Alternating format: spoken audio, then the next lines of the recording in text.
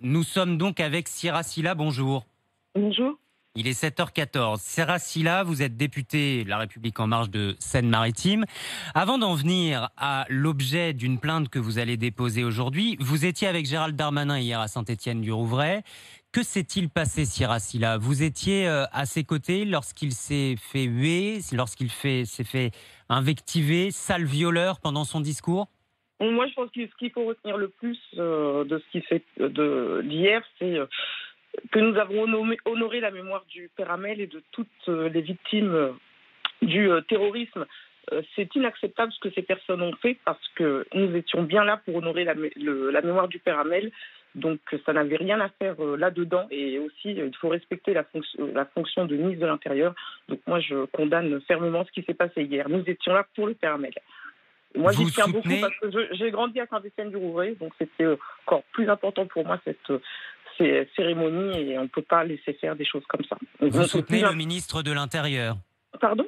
Vous soutenez le ministre de l'Intérieur, Gérald Darmanin. Oui, vous oui, entendez oui. quand même, les réticences d'une partie de la Tout à population. fait. Mais si on pouvait revenir au sujet pour lequel je veux intervenir aujourd'hui, parce que c'est très important. Il y a des choses qu'on ne peut pas laisser On va passer. en parler, Sira Silla, on va en parler, il n'y a pas de problème, mais je vous pose les questions. Sira Silla, c'est moi qui pose les questions ici. Sira Silla, juste, vous soutenez, corps et âme, sans aucune distinction, Gérald Darmanin? Je soutiens Gérald Darmanin. Gérald Darmanin est présumé innocent, donc je le soutiens. Le président de la République et le Premier ministre ont fait le choix de le nommer ministre de l'Intérieur et Gérald Darmanin est ministre de l'Intérieur. C'est très clair. Merci Sira Silla. Les militants donc du groupe d'extrême droite Génération Identitaire ont mené une action. C'était samedi qui vient de passer, devant votre permanence. Que s'est-il passé exactement, Sira Silla?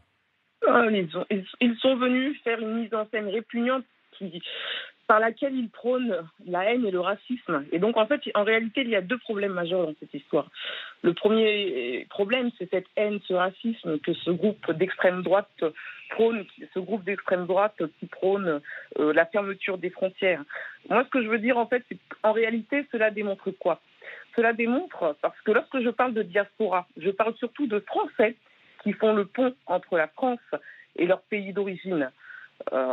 Ils s'en sont pris à vous, enfin à votre permanence, parce que vous proposez une loi de bibancarisation, défiscalisation partielle temporaire des frais de transfert d'argent vers l'Afrique, oui. Parce que vous dites l'Afrique souffre avec ce coronavirus. Il n'y a plus assez d'argent envoyé là-bas. Oui, mais il faut revenir, avant tout, il faut expliquer, parce que lorsque j'entends tout le monde parler, en fait, je constate que les gens n'ont pas très bien compris. Lorsque je parle de diasporas africaines, je parle de Français je parle majoritairement de Français qui font le pont entre la France et leur pays d'origine. Illustration, le premier médecin décédé de la Covid-19 était un Français d'origine malgache. Il était bien français, monsieur. Bien sûr. Et donc, en fait, la réalité, le vrai problème, en fait, c'est la place des diasporas dans notre société française. J'ajoute aussi que dans les diasporas africaines, il n'y a pas que des Noirs. Nous avons bien des Sud-Africains noirs, des Zimbabwéens blancs. Donc, mon combat pour les diasporas et la relation Afrique-France n'est pas un combat de Noirs ou de Blancs. Le terme de diaspora ne peut se réduire à la couleur de peau.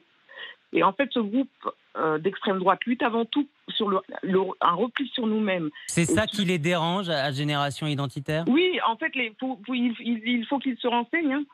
C'est pas parce que je suis noire que je ne suis pas française. Ils me demandent de retourner en Afrique, mais je suis française.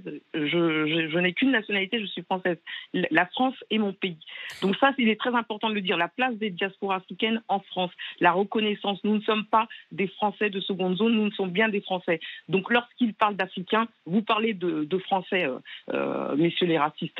Et deuxièmement, pourquoi le sens de mes amendements qui n'ont pas été adoptés dans l'hémicycle? C'est quoi le sens de mes amendements? Il faut savoir que les diasporas africaines, donc je fais partie, moi, française, qui a un lien avec mon pays d'origine, nous sommes très importants pour la relation Afrique-France. Nous sommes un pont entre la France et l'Afrique. Les fonds envoyés par les diasporas africaines en Afrique, c'est 2 voire 3 fois le montant de l'aide publique au développement. Ces fonds ont 2 fonctions essentielles. Une aide. C'est indispensable. Une aide aux Africains pour une consommation directe, mais aussi je rappelle que les fonds des diasporas africaines sont un outil de développement. Nous avons par exemple un dispositif qui C'est s'appelle indispensable, dites-vous, pour tous ceux qui vivent sur place, Oui, Sira mais Silla. c'est aussi pour ça et c'est aussi indispensable pour la politique de développement française.